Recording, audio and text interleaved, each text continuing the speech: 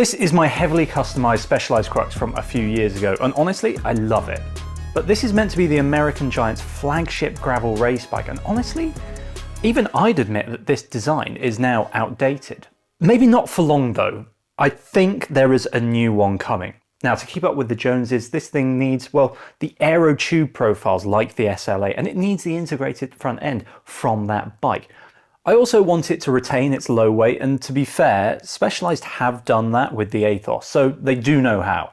But mostly for the American market, which is so incredibly important in the gravel scene, I think this needs to fit proper mountain bike tyres. But there are smaller things too, so here is what I think that they need to do and why. Plus, I'll let you know why, if they make all of these changes, I'll be rather sad.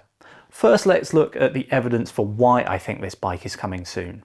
So the Crux changed from a cyclocross to a gravel bike with a massive redesign in 2021, and despite some rolling changes to add like a UDH dropout last year, this is effectively the same bike, so it is due a redesign.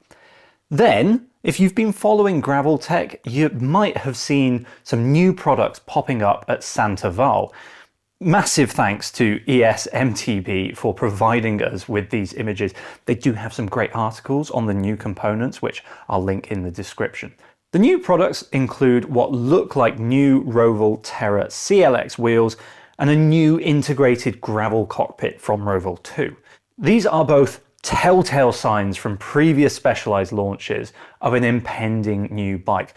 Now, as to when we'll see a new Crux, it doesn't take a genius to work out that Specialized will use the biggest North American gravel races to launch a new gravel race bike. So I'd expect to see things in May at Unbound officially, and maybe before with some spy shots. Gravel races, especially the North American ones, are super fast these days. And if you take a look at last year's men's UCI Worlds, the average speed shows you how much aero matters. This is the main area that I think the Crux is lacking. Literally no tube is optimized to help you go fast. So at race speeds, the bike is going to be absolutely hemorrhaging time to aero competitors like Factor and Cervelo. But how a new aero gravel frameset will look, well, that's kind of unclear. I think it will go one of two ways. Specialized could quite easily copy and paste the tube shapes from the Tarmac SL8, or it'll develop a bunch of new tube shapes that are optimized to work well with wider tyres that gravel racers use.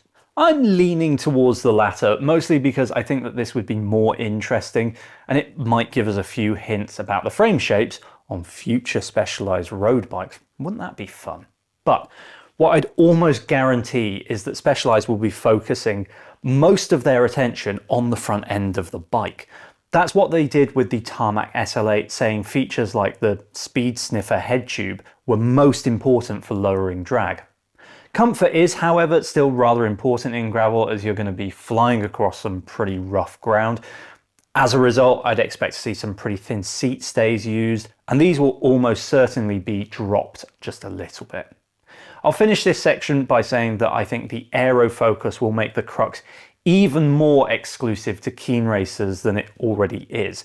For general riders, I'd imagine the Crux is about to get a bit too much, and really Specialized, well, they have the Diverge for the more adventurous end of gravel. A huge part of the aero changes I'm expecting to see will come at the front end, just like you see with the Tarmac SL8. But I think this is also a key aesthetic change that Specialized really needs to make. These days, exposed cables around the head tube, well, they just look a bit out of place. And while I love it, I'd guess it's putting some riders off buying the Crux. To do this, Specialized and their mates at Roval probably need to design a new bar, though we're pretty sure this already exists. Spy shots like the ones that, again, ESMTB have been so kind in providing us kind of show that the stem section looks a little bit flatter, while the drops, they are visibly flared. But again, details on this remain scarce. Helpfully, Specialized has done all of the hard work of moving external cables into the head tube with the recent Athos changes. I bet they won't have too much trouble doing this, and honestly, I can't really see them not doing it.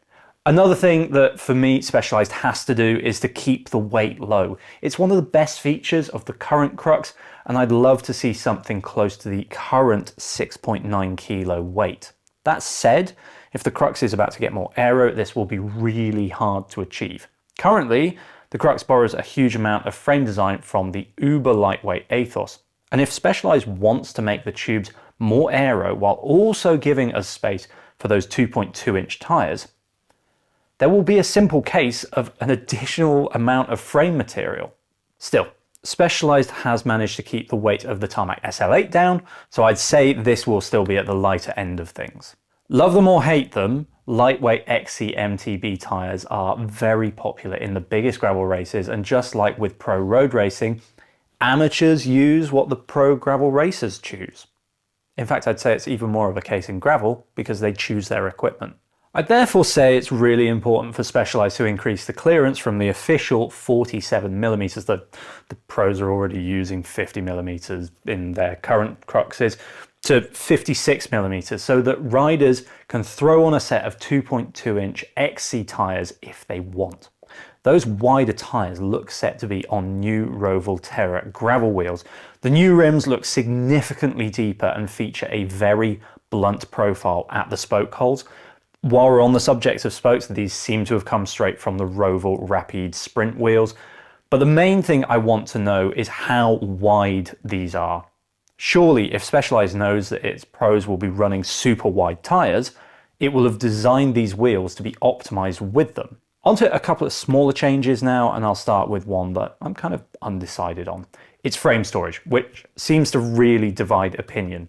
If it's done well, then I quite like it. My take is that for general riding, I can load up the compartments with the stuff that I usually have in a saddlebag, and to me, the frame storage is just a cleaner look.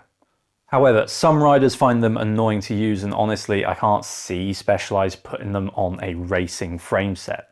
The American brand loves a feathery frame set weight and storage compartments. Well, they mean reinforcement. That all adds to the weight. I'll also put geometry changes into this smaller changes category, as I don't really see too much changing. Really, the Crux has already become a gravel race bike, even if Specialized kind of called it a cyclocross bike. So I think they'll stick with the current kind of long and relatively low geometry. Though if they are going to add space for mountain bike tyres, we're probably looking at a slightly longer wheelbase and maybe a drop in the bottom bracket height too.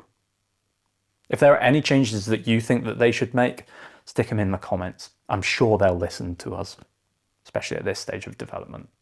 Whatever the final details are on a new Crux, I have to say that I'm a little bit sad. If this bike does move to the aero gravel sector, it means that we'll have lost a good cyclocross bike, and that's a sign of cyclocross's continued decline in importance. And this is mostly just for me. I love racing and watching cyclocross, but it seems most brands just don't really care that much about it anymore. Gravel has really come in to replace it, and for most of us, I suppose that is, well, actually quite a good thing.